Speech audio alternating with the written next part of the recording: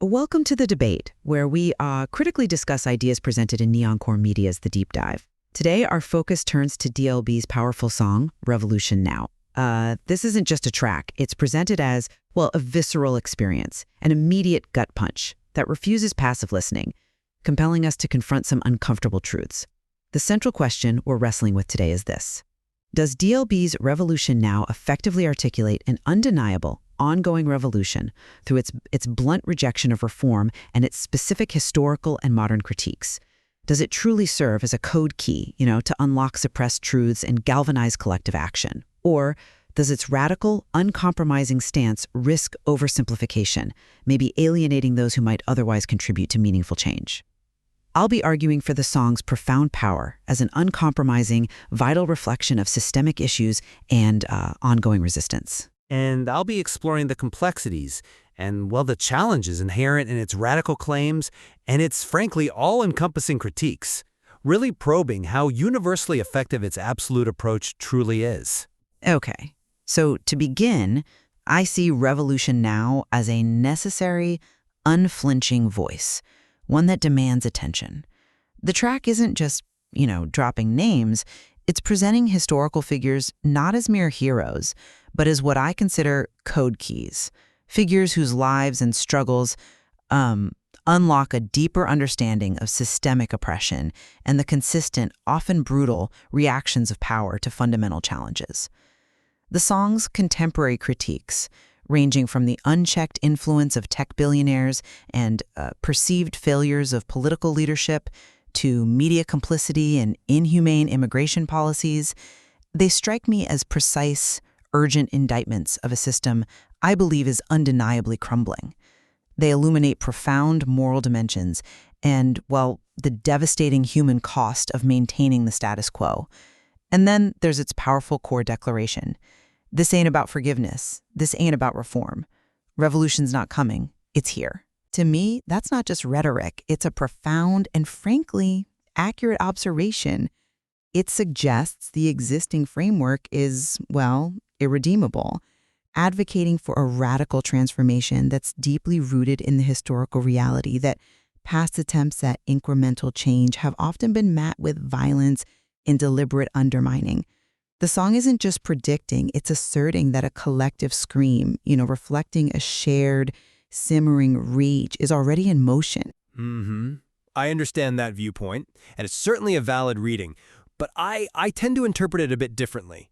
While Revolution Now unquestionably leverages historical figures with immense power, my concern is that it risks reducing their incredibly diverse philosophies and struggles into a singular, often kind of generalized narrative of resistance. This could, in turn, oversimplify complex historical nuances and the varied nature of power's reactions over time. On a similar note, the broad critiques of modern America, while undeniably stirring emotionally, might suffer from that very same oversimplification. Consider the portrayal of tech leaders or media complicity. Such sweeping statements, in my view, risk alienating those who might otherwise connect with more specific, nuanced arguments for change, perhaps even diminishing the song's potential reach. And finally, the song's blunt rejection of reform, while emotionally potent and, yes, understandable given the historical context it invokes, it raises significant questions about its practical viability. An absolute stance like that could preclude avenues for incremental progress or alienate potential allies who, despite acknowledging systemic flaws, still believe in working within existing structures to effect change. The assertion, revolution is here, while an impassioned declaration, could be perceived as detached from the lived reality of many, thereby limiting its universal resonance and perhaps its actual galvanizing effect. Okay, let's really dig into those code T's then, because I think their function is critical to understanding the song. The way D.L.B pairs Malcolm X and Fred Hampton, for instance, despite their distinct philosophical approaches, Malcolm's more direct confrontation versus Fred's emphasis on unity and community building, isn't about erasing their individual strategies. Instead, it underscores what I see as a terrifyingly consistent pattern, that any fundamental challenge to the system, regardless of its specific method, tends to be met with deadly force. The song expands this idea through other figures: Huey Newton's pursuit of black self-defense, Angela Davis's unyielding conviction through persecution, Marcus Garvey's spiritual resilience against legal tricks and exile, Nelson Mandela's decades-long struggle for liberation, and Che Guevara's global anti-imperialist fight. The inclusion of Martin Luther King Jr. and Malala Yousafzai then directly links this historical continuum to present struggles, reminding us that even movements for peaceful progress can be brutally stopped, yet the fight for dignity undeniably persists. These figures, when viewed collectively through the song's lens, aren't just historical footnotes, they're vital blueprints that illuminate the enduring nature of power dynamics and resistance today. They unlock the understanding that the fight is far, far from over. That's a very clear articulation of the song's intent, yes, and I appreciate the depth of your analysis regarding these figures as code keys. Yet I do find myself questioning if the song, in its quest for this powerful overarching narrative, fully conveys the distinct nuances and differing approaches of individuals like, say, Malcolm X and Fred Hampton, or Martin Luther King Jr. and Che Guevara. While the idea of an inevitable pattern is undeniably impactful, does this interpretation risk fostering a somewhat fatalistic view of resistance? If all methods, regardless of their peaceful or confrontational nature, are ultimately met with the same suppression, does it inadvertently disempower varied approaches to change, suggesting they are all equally doomed? While acknowledging the immense power of these references to stir emotion and provoke thought, I wonder if they function more as generalized symbols of defiance, rather than distinct code keys that offer specific tactical or philosophical insights. My concern is that they might sacrifice some individual complexity for, well, rhetorical force, which could hinder a deeper, more actionable understanding. My challenge to that, though, lies in the very purpose of this kind of artistic expression. The song isn't aiming to be a history textbook. It's using these figures as powerful thematic anchors to make a broader point about systemic continuity. The intent isn't to detail their individual nuances in every single verse, but rather to illustrate a consistent, brutal response from entrenched power to any genuine fundamental challenge. This pattern, in my view, transcends specific tactics. D.L.B. is effectively saying, whether you advocate for armed self-defense, community building, or nonviolence, if your movement genuinely threatens the established hierarchy, the system will react with extreme measures. Far from being fatalistic, I think this is a stark acknowledgement of historical precedent. It's an urgent call for listeners to understand the true stakes and the inherent nature of power's resistance to genuine transformative change. It's the mechanism by which these historical keys unlock an understanding of today's systemic issues. I'm persuaded by parts of that. I really am, and I see how it could be interpreted as a call to awareness, absolutely. But I also see the counter-argument that by framing these figures in such an overarching, pattern-driven way, it risks diminishing the very specificity that makes them truly powerful as individual code keys. If the message implicitly suggests that all forms of challenge ultimately lead to the same outcome, well, what incentive does that create for differentiation, for learning from specific strategies, or for pursuing varied, potentially more effective pathways for change? It feels like the song's intense rhetorical force, in this instance, might inadvertently obscure the tactical and philosophical lessons these figures also offer, reducing them perhaps to archetypes of defiance rather than complex strategists whose nuanced choices still bear relevance. Okay, fair enough. Moving on to the song's critiques of modern America, this track absolutely does not pull punches, and that's part of its power. The line, "America crumbles while Elon plays God," uses Elon Musk as a profoundly symbolic figure. It speaks to the immense unchecked influence of tech billionaires, an influence that increasingly rivals that of governments, raising pressing questions about accountability when private power dictates public discourse and shapes our collective future.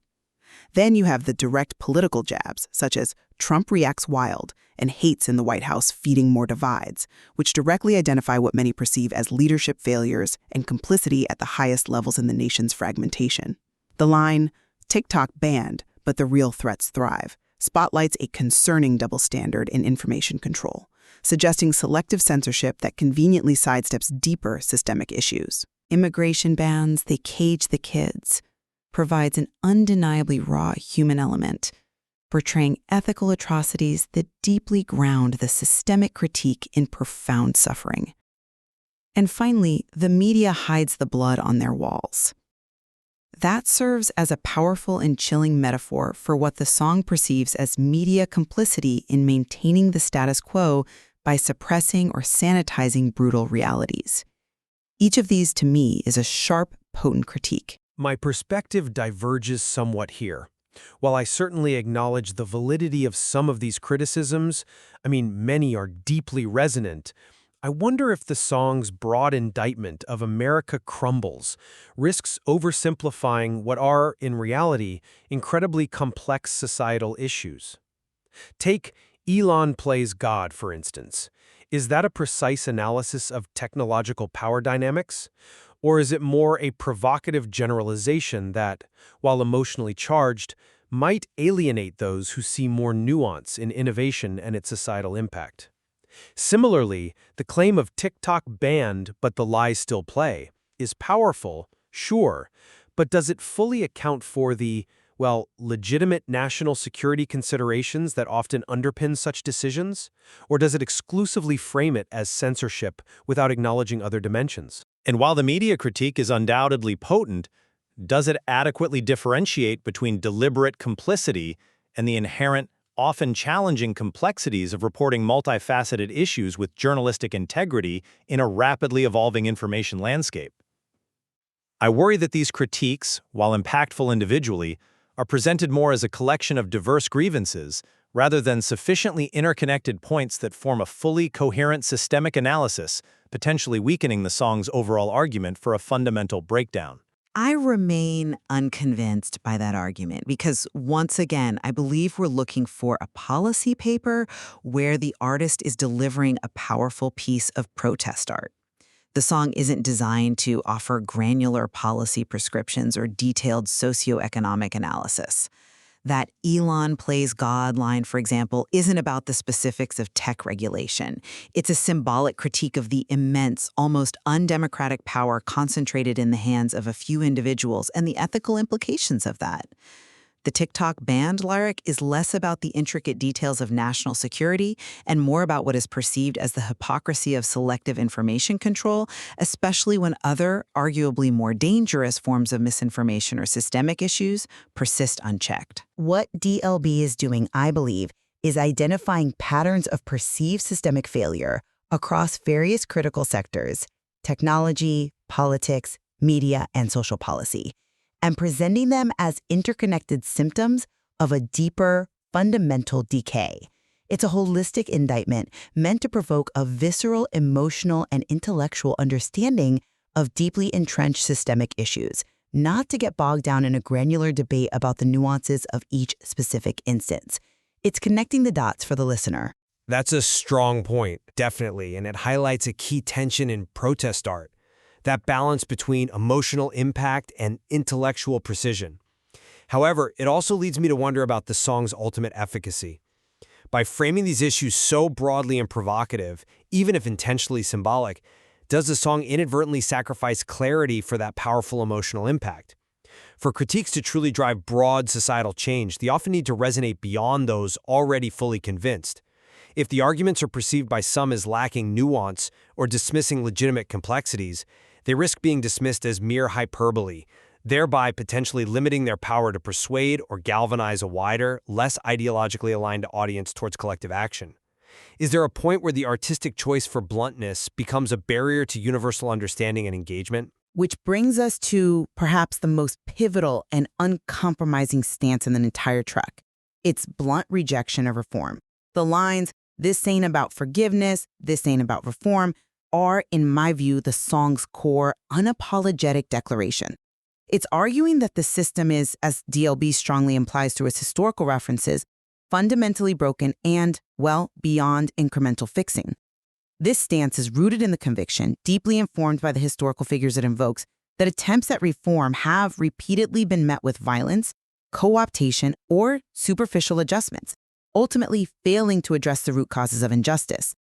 The assertion, "revolution's not coming, it's here," then fundamentally shifts the narrative from a future prediction to a present reality. It functions as a collective scream that documents ongoing social movements and a palpable shift in consciousness, calling for unity and collective action, powerfully echoing, Revolution's alive in the fire in our eyes. It's a statement that transformation is already underway, whether we recognize it or not. I'm sorry, but I just don't entirely buy that. While the emotional impact of rejecting reform is undeniably powerful and resonates with a certain sense of urgency, what are the practical implications of such an absolute stance? Does it not risk alienating a significant number of individuals or groups who genuinely believe in the possibility of incremental change, thereby potentially narrowing the base for potential societal transformation? The declaration, "Revolution's not coming, it's here," is incredibly powerful rhetoric, yes, absolutely. But does it accurately reflect a widespread perception, or does it risk becoming an echo chamber for those already ideologically convinced, potentially hindering broader engagement with its profound message? Could such an uncompromising stance, even if rooted in genuine conviction, be seen as politically impractical or even counterproductive in fostering the very unity it seeks to inspire, by immediately alienating those who seek change through different, perhaps less absolute means? I understand that line of reasoning, and it's a fair question about practical implications. However, I believe the song's rejection of reform isn't a dismissal of all change, but a very specific indictment of incremental adjustments within a framework it views as irredeemable. It's born from the conviction, informed by the very historical figures it invokes, that past attempts at reform have often been met with violence, co-optation, or simply failed to address the systemic root causes. So, the declaration, "Revolution's not coming, it's here," isn't necessarily a universal call for armed struggle by every listener. Instead, it's a demand to awaken to an already existing, albeit perhaps fragmented, shift in consciousness and ongoing acts of resistance. It's urging listeners to recognize the collective energy and the profound discontent already present, fostering unity among those who realize the current system cannot merely be patched up. It seeks to unify those who recognize its fundamental brokenness and are ready for something truly new. That's a compelling argument for the song's aspirational intent, and I see how it's designed to unify a particular segment.